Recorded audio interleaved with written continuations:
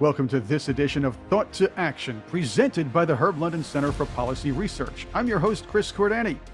If you enjoy our content, don't forget to hit that like button, comment, share, and subscribe as well. That really does help us out. To enjoy sneak previews of our videos, exclusive content, and more special programming in the works, join our Patreon page, patreon.com/thought-to-action. As a subscriber, you'll also have access to our Ask Us Anything sessions, where we at the London Center answer your questions. Also, follow us on Facebook, Twitter, LinkedIn, Getter, our website, londoncenter.org. You can also take a look at our Thought to Action Teespring store. We offer all sorts of merchandise and new items coming soon. A lot of cool stuff happening there.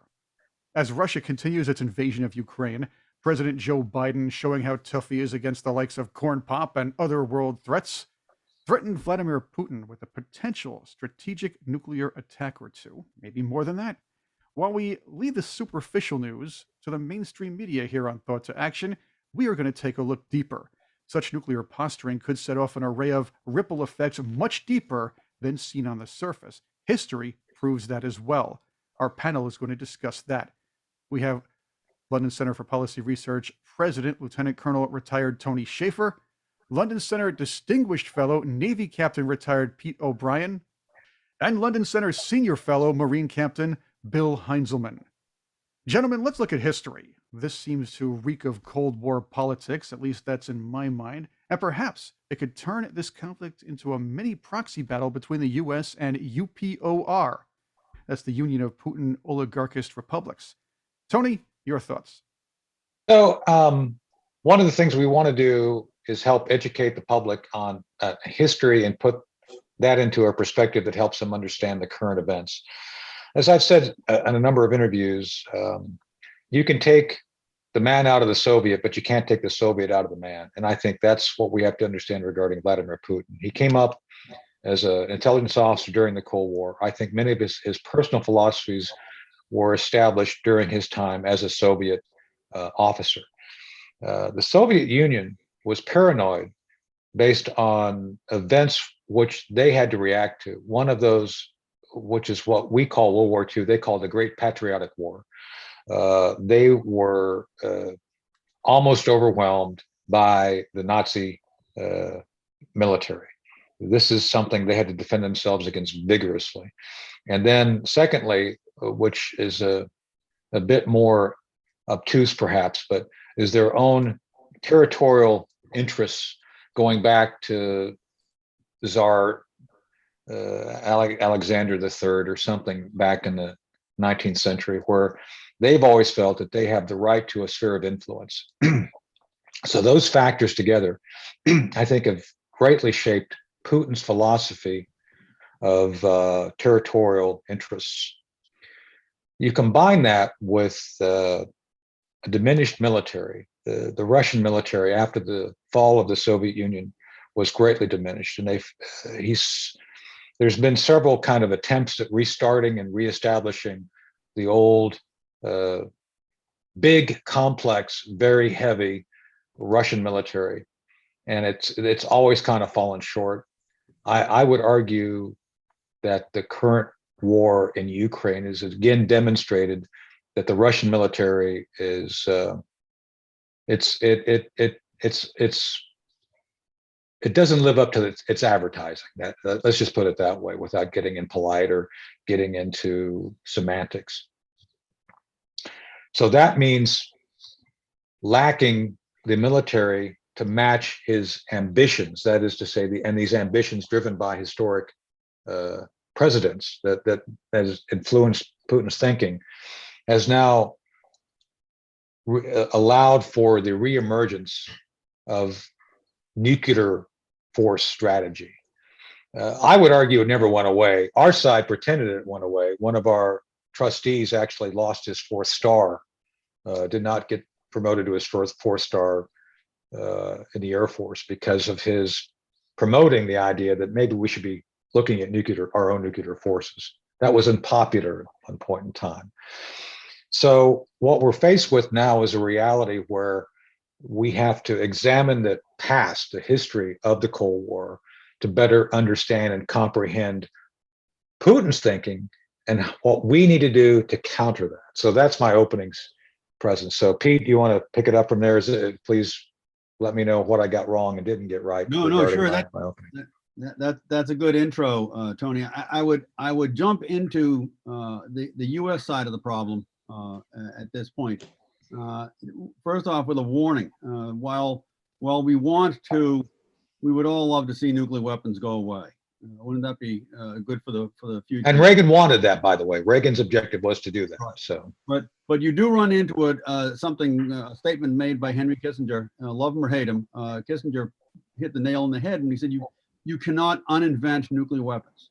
We have nuclear weapons, and we need to address nuclear weapons. We need to address the fact that other countries have nuclear weapons.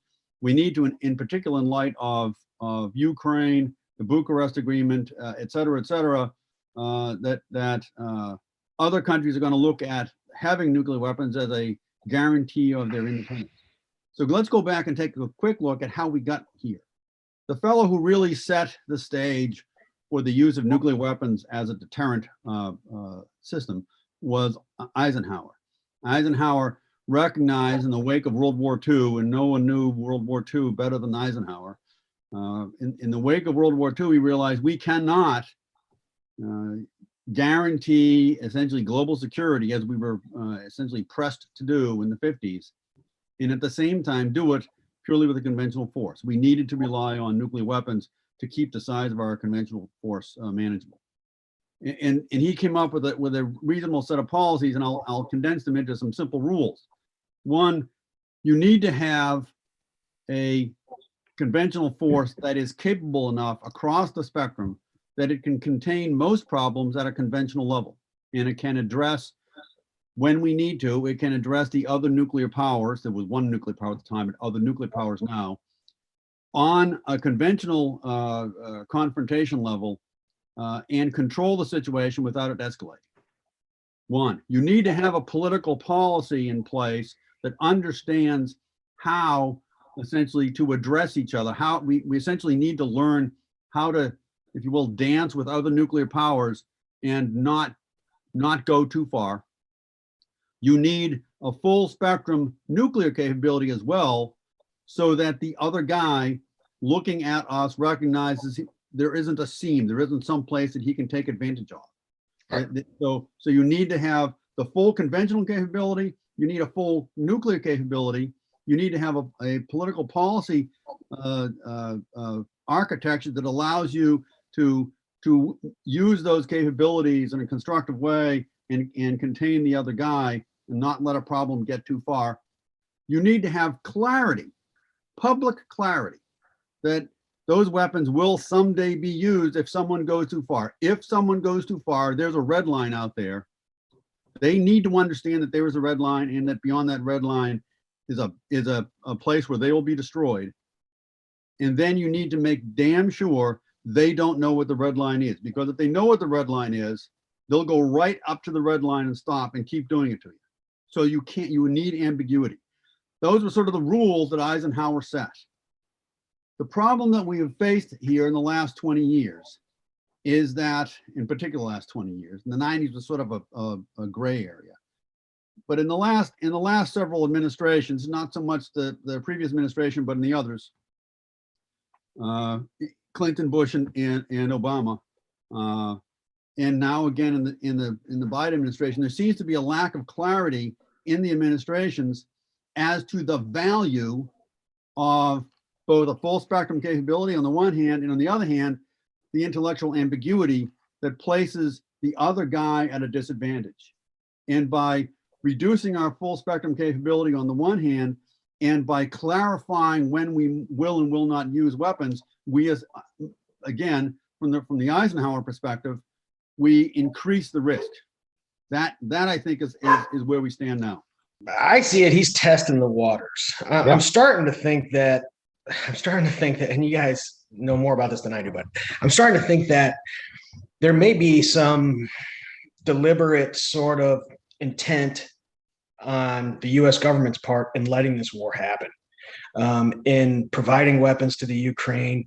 If we think back to the Soviets in the 80s and what we did to arm the Mujahideen in Afghanistan, to make them a formidable enemy for the Soviets. It was kind of an intentional weakening of the Soviets' strength, right?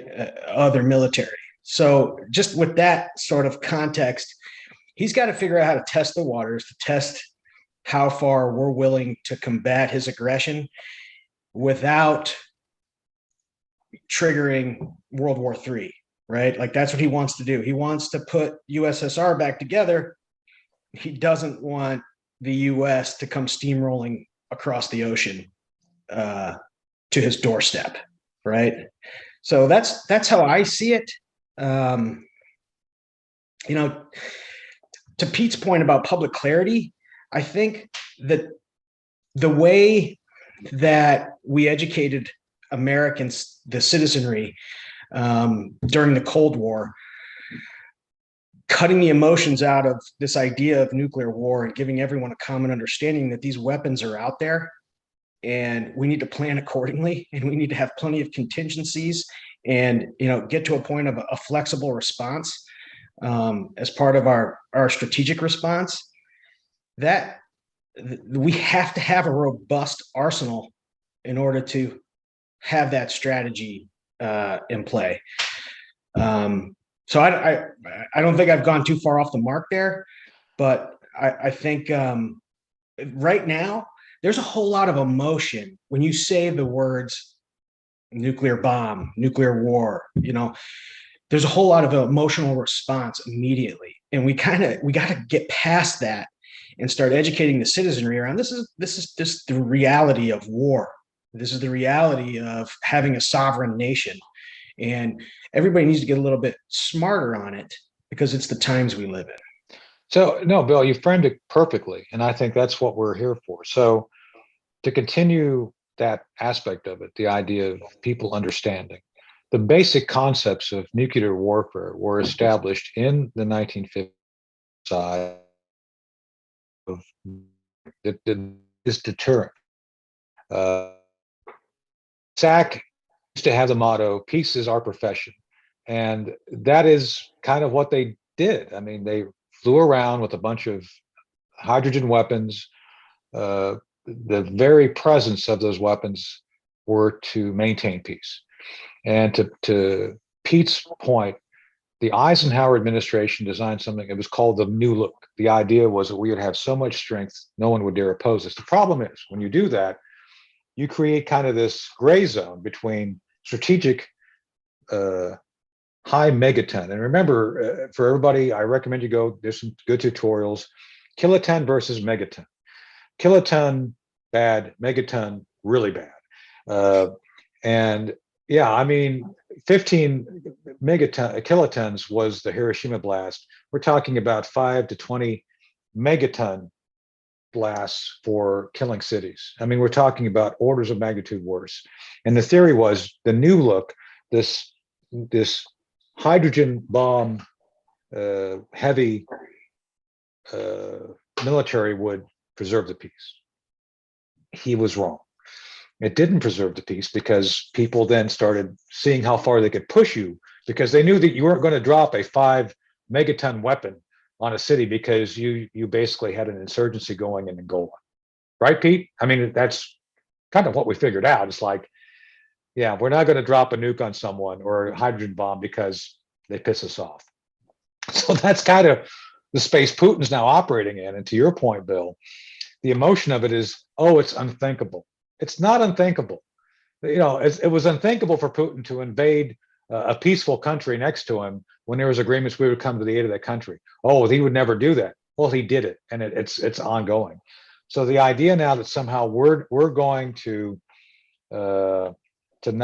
basically pretend it's not relevant is something we cannot afford to do. So I would argue that we're at the point now where the Biden administrations pick up the mantle. Pete went through kind of the iterative progression of our nuclear strategy, and we're to the point now where I would argue we have, as I've said several times, the high school debating team in charge of national security with no understanding of anything they're trying to touch. And one of the most critical areas is nuclear weapons strategy. So there's two terms and I hate to be so pedantic about this because I start sounding like a former think tank guy that Pete and I know that would talk and blubber about things constantly and never get to the point. So I'm trying to get to the point as quick as I can. Counterforce versus counter value. Those are the basic terms that we have to understand that is at the heart of nuclear deterrence. If you have a situation like we do now, where we have two nuclear armed nations, the Russians and us, and we represent NATO mostly. The British have weapons, the French have weapons, but we're still kind of considered the gold standard for this. The basic nuclear strategies are based on, should you be able to do counter force targeting of nuclear weapons, where basically you take out the other guy's nuclear weapons. Can you do that? Can you take out his silos, nuclear submarines, things like that, versus counter value? Counter value are essentially our industry and population centers. Our strategic forces at the strategic level are basically theoretically able to do both. I would argue they can't. To be able to do counter force, you have to have effective tactical nuclear weapons, which we gave away, by the way, in the 80s, late 80s, through the INF Treaty. We have been slowly trying to basically bring those back, but one of the things the Biden administration just recently said they won't do is give the Navy back tactical nukes, which I think is a huge mistake, because between the strategic forces, these big city busting, port busting weapons of 2 to 5 megatons, you don't have a lot. You don't have a lot that can actually respond in kind. So theoretically, Putin knowing this, Putin knowing that you don't have an adequate response, I would almost say encourages him to try, because he's done these other things. To Bill's point, is like, oh, he keeps trying, keeps pushing the envelope. We almost encourage him to do that. I would argue by not investing in tactical nuclear weapons at the intermediate range level, we're encouraging Putin to do something. Pete, what do you think? Is that an adequate? Yeah, I mean, I'll start back with some a comment on how we got here. Eisenhower set the stage for this. He didn't have all the answers, and he knew that we didn't have the right conventional force, didn't have the right nuclear force, but we needed to build to it. We finally sort of got there in the Reagan administration with the deployment of the Pershing II and the ground-launched cruise missiles and the Navy's TLAM-N, Right. which then all went away. But the point was to develop both the right size and capability conventional force, which Eisenhower knew he didn't have but was trying to figure out, and the right flexible nuclear force. And what has made this even more difficult, by the way, is that in the 50s, 60s, 70s, and 80s, we were facing one other guy. We were facing the Soviets. Right. So we now need to make sure we understand what the Chinese are doing, and we have other issues. We have, for example, Pakistan. We're soon going to have, it would seem, Iran. We have North Korea, and each one of these, their nuclear weapons capabilities sort of make our problem more complex. Meanwhile, you have Russia looking at their own military situation vis-a-vis Ukraine and vis-a-vis Western Europe, and their sense is in this sense right, because it's been made public by this administration, is there will not be a direct U.S. military involvement in Ukraine. They're going to provide arms. We're going to provide arms. We are providing arms. Those are good arms. Those are good decisions by the Biden administration. Tip of the hat. But by saying we're not going to get involved in making it absolute and crystal clear, you provide a seam, a place where he can essentially stick the can opener and attempt to change the picture on the ground. Now, that raises a very simple question, and this is another issue that has come up in the recent public policy posture statement, is would he use a nuclear weapon tactically in Ukraine?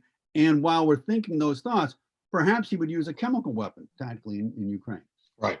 It was until about 20 years ago, 15 years ago, the United States position was the use of chemical weapons the use of weapons of mass destruction, whether nuclear, chemical, or biological, we publicly said we don't have chemical or biological weapons. You use a chemical weapon, we reserve the right to retaliate as we see fit, and essentially left that ambiguity out there so that someone could essentially say, geez, are they going to respond with a nuclear weapon if I use a chemical weapon? And that's a deliberate ambiguity. You're supposed to, you're the bad guy are supposed to think that. The current position that was released publicly the other day is the United States will only use nuclear weapons in response to a use of nuclear weapons. That presents a gigantic seam that could be exploited. Will Putin exploit it? We have no idea. The only one who knows that is Vladimir Putin. But that's a card that we just gave him to play. Right. That's a problem. And so I would argue that's a tactical loophole, right? Right, Bill? I mean, it's just like you've opened it up for. I mean, we're and Pete, I know I'm pretty sure you've written about this. When we start calling him a war criminal, but we say we're not going to put troops on the ground, right, in Ukraine, and we say we're looking at investigating him for war crimes, genocide, like whatever. It's like we're kind of showing our hand, and at the same time not giving him a lot of options to de-escalate based on. But I would encourage, but Bill, to your point, I think it's almost like encouraging him to be more aggressive. That's exactly it. Yeah. Like if we've already said, he's a war criminal, what's he got to lose on that? Yeah. Right. In that regard. Bill, put it this way.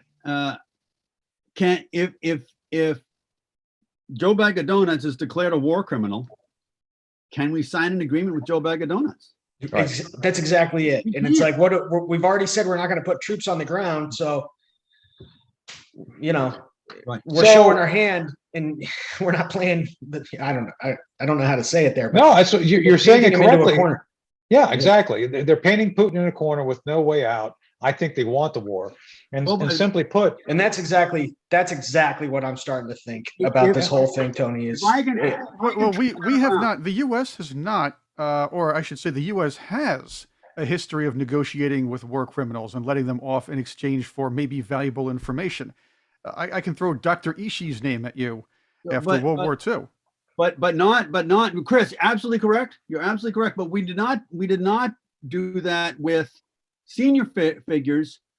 We specifically avoided mentioning or naming Emperor Hirohito as a war criminal, so that we could in fact leave him in power. And the problem with naming Putin a war criminal, I would submit, isn't that it paints him into a corner. What it does is it takes him completely out of the corner and paints us in the corner. Yeah, that's it. Confined. He now essentially is given a carte blanche to do whatever he wants because there's not going to be any additional cost to him. Right. That's right. Yes. So it seems like the Biden folks pick either by incompetence or purpose the worst possible option to ratchet things up. Is that a good summary of the other thing is, yeah. The other thing is, Tony. The other thing is, Tony. It's how some movies that are made today that take place in maybe the 1800s or the 1700s try to instill today's woke values into yesterday's time periods. Oh yeah. It seems this woke administration thinks that other leaders, even the likes of Putin, will think like they do. They'll be like, hey, you know what? Why don't we just call the guy a war criminal? Everybody in the world will shame him and say, hi, you're a war criminal. We don't want to do anything with you. But the fact is, Putin does not care. Not only does Putin not care, he actually set up a, let's say, backdoor economic system.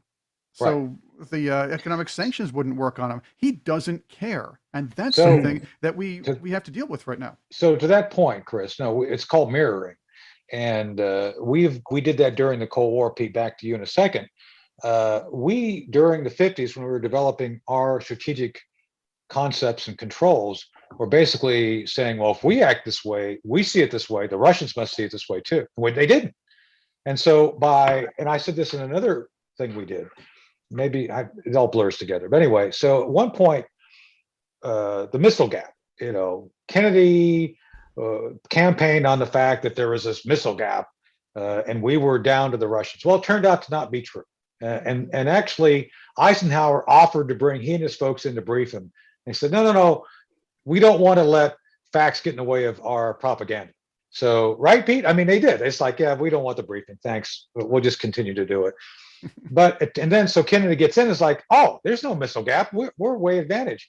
But it didn't change the fact that by doing that as a deterrent, saying, oh, we're able to deter all these things, it prompted the Russians then to build more so that they would actually, oh, we're going to do this. So it's one of those things where perception's reality, and often our perception that we project on others is not the perception they act on. And that's the danger of where we're at right now. So, right, Pete? I mean, is that? Yeah, and ballpark? You raise an interesting note to the entire missile gap thing, is that 15 years after the so-called missile gap, which of course turned out to not exist, 15 years after that, it did exist, and right. We created it. Hundreds of more missiles than we had, and it was you get in this situation where you look at it and you say, well, this is insanity. Yeah, and to a certain extent it is, and it raises a separate point that everybody should be asking at this point. And the answer is how do you get off this treadmill? And the only way you get off this treadmill is you do the kind of fundamental changes of if you will, the deck of cards that is represented by real strategic defense. Right. You harden your infrastructure, build a full spectrum military, build a much more capable defense network of missiles and all the technology that goes along with them. And people say, well, it's going to be phenomenally expensive. And my answer is it will be expensive, but it's an awful lot cheaper than what happens if someone drops a nuke on a city. Rebuilding civilization is way more expensive. Yes. Right. It's one of these things where, again, you need to go back and look at, what's the prime responsibility of a government? And the answer is to survive. And consider this for a second. Our defense budget's the most expensive ever, and yet somehow we're not able to defend ourselves. There's a grand irony there somewhere. Yeah. And it's also important to look at defense budget as the percentage of our national income we're willing to spend on defense. And therefore, you look at it as percentage of GDP. The percentage of GDP that Eisenhower looked at and said, this is too much, and therefore we need to put more reliance on nuclear weapons. We were right around 10% of GDP was in national security. Right now, we're at about 3.8%. Arguably, it's too little. So, we need to take a hard look at this. We need to figure out a way to move beyond the horror of mutual assured destruction. Right. The only place we move beyond that is when we start talking about comprehensive defense. If I could just sum up a little bit of how we got to where we are, World War II, right? Post World War II, we have this mutually assured destruction strategy, right? Schlesinger says in 74, I think, he says, we're better than this. Technology's advanced. We can do better than this counter value approach of they bomb our cities, we blow up their cities. Armageddon, right? We can do better than that. We're Americans. We have advanced our technology. Comes up with this counterforce solution of the multiple warheads on one missile, and we're going to target our enemy's weapon systems, right? Counterforce. That led us to a flexible response, right? Now to the point of we got this robust budget, but we're diminishing our nuclear arsenal by getting rid of the B-83, the Bravo 83, the Moab, right? Like that, we've used it before. It's a monster, right? It is a monster. But when we consider what our enemy has, what our adversaries have, Putin's got 4,800 nuclear weapons. Is that right, Pete? They have a friend in China who's got at least another 1,000 nukes. And we know that they have 3,000 miles of underground tunnels where they're keeping these things. There's one thing on the planet that's going to stop that, right? and we're getting rid of it. And it is the B-83, right? That's the thing that can neutralize those tunnels that are storing all of these nuclear weapons in China.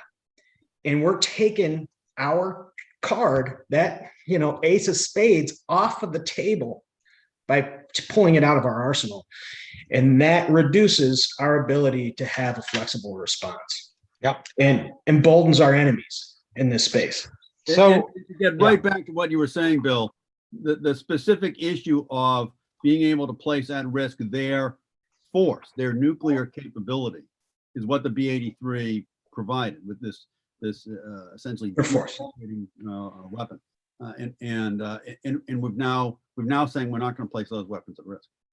So to conclude all of this, Chris, I think the bottom line is, despite all the history, it's important for people to understand the basic lexicon and the fact that for a deterrent to be credible, that is to say that if you want to have an adversary believe that you will act based on capacity, political will, and your long-term objectives, you need to make sure that they believe it more than you believe it. And at this point, there's nothing indicating that Putin has any belief that there's a credible deterrent, right? I don't think there's any indication we have the political will to do something, and there's no and I think our tactical forces are not credible. I would submit that at least that it has become at least a belief in the international community that the United States would only use nuclear weapons if the United States proper was attacked with nuclear weapons. Obviously, we don't know that's true. There was supposed to be ambiguity in the system, but that is certainly the sense you get when you read articles written in Europe. But the ambiguity, Pete, should be that they don't know if that there's a better than even odds thing that something could happen to them back at the tactical level. And that's what I'm saying. This goes back to the Eisenhower thing of where, oh, I've got all this overwhelming force, but you're not willing to use it. You're not going to be willing to do it. And that's where that's what Eisenhower created, and the Biden administration's recreated now at this point. So that's the issue. That there has to be, on the other side, the other guy has to believe that there is a point where if he does something, and there's a whole long list of possibles, if he does some of those things, there's a reasonable chance he's going to get a nuclear. Right. That keeps him from doing those things. That takes convincing, and it takes a bit of backup behind you too. If you remember, we didn't really have Star Wars ready when the Soviet Union crumbled, thinking we had it ready. President Reagan was able to convince Gorbachev and the Russians, and of course he had backups. He had Hank Cooper, as a matter of fact, who was in charge of a lot of this. We should get Chris. Chris, we should get Hank on to talk about this directly. But definitely, that's part of the point, and Pete made it. To upset this treadmill, something had to affect it to push it off, and that's what it was. By the way, it didn't take much selling. The Russians convinced themselves that SDI was going to end any advantage they could potentially have, and Reagan just kind of said, "Oh, okay, we'll play that poker game," and he played it correctly. And Hank can talk about that in more detail, but that's the point. Reagan saw that as an opportunity to upend and stop this incessant ratcheting up of the Cold War. So the other thing is, and we're going to be continuing this series in the future, this proxy battle between the US and Putin is being washed by the likes of Iran and China. The only thing is, you want to talk about different mentalities. China, since 1949, has had a propensity to use its own population as pawns, whereas a place like Iran, who is still awaiting that nuclear money that Biden and Kerry has promised, they could call a jihad and not worry about the consequences of such an issue, and that could cause more problems in the Middle East with our new allies and our old allies. That we're going to be discussing in segments to come, in thought to actions to come. And there is a lot. We can dig much deeper into this, Tony, Pete, and Bill. Oh, yeah. For sure. Thank you all for being with us on Thought to Action, presented by the Herb London Center for Policy Research. Please remember, hit that like button. Feel free to comment on our discussion. We appreciate your thoughts. If you haven't already, please subscribe to our Thought to Action channel. That's that red button near the screen. You've seen it before. And pound the big red bell for updates on future shows. This way you can be notified, and future Thought to Actions will be more easily accessible to you. Find out more about the London Center also on our website, londoncenter.org. We're on Patreon, patreon.com/thought to action. You can enjoy sneak previews, our Ask Us Anything sessions. We're going to be having live streams soon. Keep an eye on our page and keep an eye on our Thought to Action YouTube channel as well as Rumble. You can also help us greatly by sharing this video with your friends, colleagues, and social networks. Also pick up some cool merch at our Teespring store. The link to our Teespring store is in our video and podcast descriptions. For our panel in the Herb London Center for Policy Research, I'm Chris Cordani. Thank you, stay informed, and make your day a great one.